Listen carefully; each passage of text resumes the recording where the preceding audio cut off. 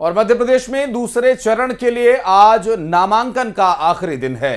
दमोह से बीजेपी प्रत्याशी आज नामांकन करेंगे दाखिल। राहुल सिंह लोधी नामांकन में शामिल होंगे। सीएम यादव दूसरे चरण में 7 सीटों पर चुनाव होना है और इसके चलते नामांकन की प्रक्रिया चल रही है।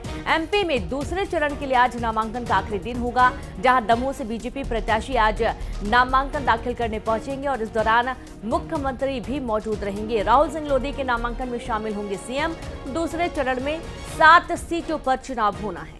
और दर्शन सिंह नर्मदापुरम सीट से बैतूल से दुर्गादास उइके अपना नॉमिनेशन फाइल करने वाले हैं और दूसरे चरण के नामांकन का आज आखिरी दिन है और ऐसे में आज मूवमेंट वाला दिन रहेगा, तो दूसरे चरण के नॉमिनेशन की प्रक्रिया आज पूरी हो जाएगी। स्क्रूटनी के बाद नाम वापसी के लिए भी मौका दिया जाएगा और ये जो पूरी प्रक्रिया है इस पर रहेगी हमारी नजर। नामांकन के बाद रोड शो भी होना है। नर्मदापुरम से भारतीय जनता पार्टी के दर्शन सिंह आज नॉमिनेशन के लिए जाने वाले हैं।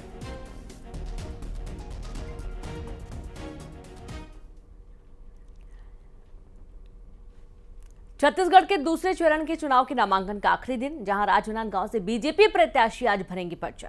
संतोष पांडे आज करवाएंगे नामांकन। नामांकन के दौरान मौजूद रहेंगे सीएम साय। दूसरे चरण के चुनाव के लिए आज नॉमिनेशन की प्रक्रिया का आखिरी दिन है और आज का जो नॉमिनेशन होगा बाकायदा शक्ति प्रदर्शन के माध्यम से एक प्रयास हर पार्टी के हर कैंडिडेट का यही होगा कि आज के नॉमिनेशन के दौरान कुछ शक्ति प्रदर्शन भी किया जाए, क्योंकि मॉडल कोड ऑफ कंडक्ट लगने के बाद से जो प्रचार है उसमें कुछ ज़रूर बाध्यताएं रहती हैं और इस दौरान जो एक छूट होती है वो नॉमिनेशन के दौरान होती है। हालांकि ऑफिस में ज़्यादा नेताओं की मौजूदगी नहीं होगी, लेकिन मुख्यमंत्री ज़रूर वहां पर मौजूद रहेंगे। भारतीय जनता पार्टी के जो नॉमिनेशन करने के लिए जाने वाले उम्मीदवार है। दूसरे चरण के चुनाव के लिए नामांकन का आज आखिरी दिन है। संतोष पांडे आज अपना नॉमिनेशन फाइल करेंगे। तो राजनांदगांव से बीजेपी प्रत्याशी आज भरेंगे पर्चा। संतोष पांडे आज नामांकन दाखिल करेंगे और आप ये देखें कि दूसरे चरण के नामांकन के दौरान आज आखिरी दिन है और इस नामांकन में मुख्यमंत्री साय भी मौजूद रहेंगे।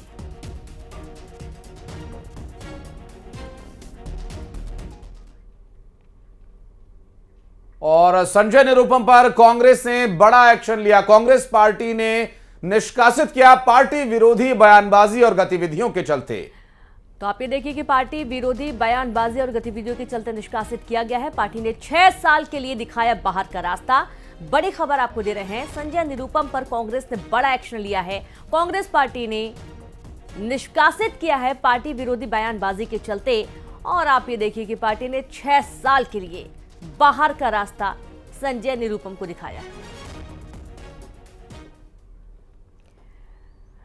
कांग्रेस नेता रणदीप सुरजेवाला का विवादित बयान, जहां चुनाव प्रचार के दौरान उन्होंने विवादित बयान दिया है। हेमा मालिनी को लेकर, उनके बयान को लेकर अब यहां निंदा भी हो रही है। दरअसल बिगड़े बोल हरियाणा के कैथल का ये वीडियो बताया जा रहा है जिसमें कांग्रेस नेता रणदीप सुरजेवाला का ये विवादित बयान। रणदीप सुरजेवाला जो कि हरियाणा की पृष्ठभूमि से आने वाले नेता हैं और हेमा मालिनी जो कि भारतीय जनता पार्टी की मथुरा से अभी सिटिंग सांसद हैं और यहाँ उनको लेकर जो बयान रणदीप सुरजेवाला ने दिया है उस पर अब लगातार निंदा की जा रही है उस बयान की और भारतीय जनता पार्टी इस बयान को लेकर आक्रामक भी है और इस बयान का विरोध किया जा रहा है। कांग्रेस नेता रणदीप सुरजेवाला का ये विवादित बयान, हरियाणा की पृष्ठभूमि से आने वाले रणदीप सुरजेवाला के चुनाव प्रचार के दौरान दिए गए बयान को लेकर अब भारतीय जनता पार्टी के कार्यकर्ता विरोध जता रहे हैं और इस बयान का वीडियो हरियाणा के कैथल का बताया जा रहा है, जहां से एक जमाने में रणदीप सुरजेवाला चुनाव लड़ा करते थे। हालांकि एक लंबा समय गुजर गया है उन्हें कोई भी चुनाव लड़े हुए और एक आखिरी जो उपचुनाव वे हारे उसके बाद से अभी तक न तो विधानसभा और न ही किसी लोकसभा चुनाव में वे नजर आए हैं। और ये देखिए प्रचार के दौरान का संभवतः ये वही वीडियो है। एक बार आपको सुनवाते हैं क्या कुछ इस दौरान वीडियो में उन्होंने कहा था। चुनाव प्रचार के दौरान दरअसल ये विवादित बयान उन्होंने हेमा मालिनी को लेकर दिया।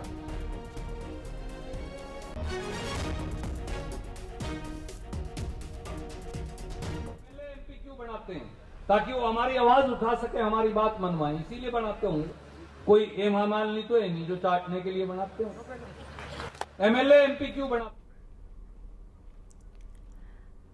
राजनांदगांव लोकसभा सीट पर कांग्रेस से पूर्व मुख्यमंत्री भूपेश बघेल के प्रत्याशी बनने के बाद सीट पर मुकाबला रोमांचक नजर आने लगा है। दरअसल प्रदेश की निगाह इसी सीट पर टिकी हुई है और इस बीच नामांकन दाखिल करने की अंतिम तारीख, इस सीट से बड़े पैमाने पर लोगों ने अपनी दावेदारी करते हुए सर्वाधिक फॉर्म लेकर प्रदेश में इस लोकसभा सीट को चर्चा में ला दिया।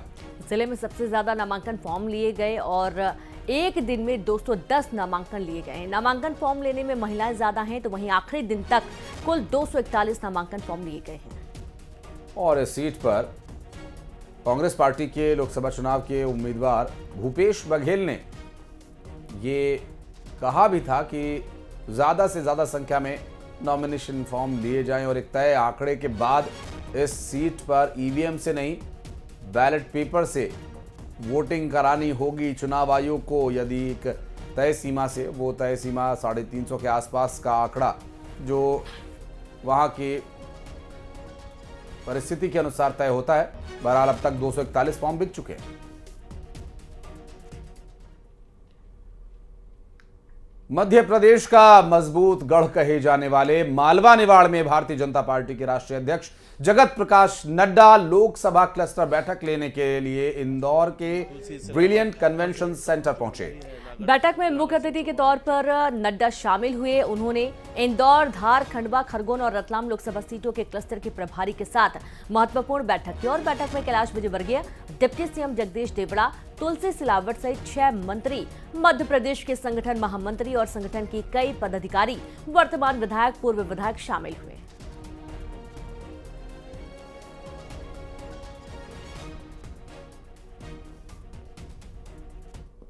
ये हम सबके लिए सौभाग्य की बात है कि आज क्लस्टर की बैठक लेने के लिए राष्ट्रीय अध्यक्ष हमारे जेपी नड्डा जी हमारे बीच में आ रहे हैं। उनका मार्गदर्शन होगा और सब लोग लोकसभा के चुनाव के लिए लगे हैं और यशस्वी प्रधानमंत्री जी को फिर एक बार मोदी सरकार और फिर उनको एक बार प्रधानमंत्री के रूप में बिठाना है।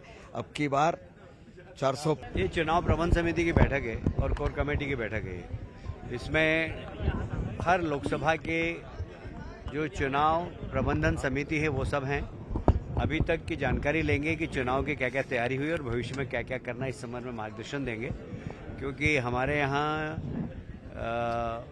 ये बात सही है कि संगठन एक महत्वपूर्ण होता है और इसलिए राष्ट्रीय अध्यक्ष इन सब संगठन के कार्यकर्ताओं की बैठक ले रहे हैं जो कि चुनाव की प्रबंधन में जवाबदार कार्यकर्ता है। छिंदवाड़ा जीतेंगे हम, 200% जीतेंगे और छिंदवाड़ा में मेरा टारगेट 5 लाख का है। 5 लाख से ऊपर से जीते हम। कमलनाथ जी अपनी सीट बचा लेंगे तो बहुत अच्छा होगा। कार्यकर्ताओं का उत्साह, जोश और लोकसभा में जो लोग काम में लगने वाले हैं उनको हर बूथ पे 370 वोट कैसे बढ़े, इसके टिप्स माननीय राष्ट्रीय अध्यक्ष जी ने दिए हैं और हम उनका शब्दशः पालन कर हारे हुए बूथों पर जीतना और जीते हुए बूथ पे 370 वोट बढ़ाना, ये काम में हम लगे हुए हैं और मनोबल। कोरबा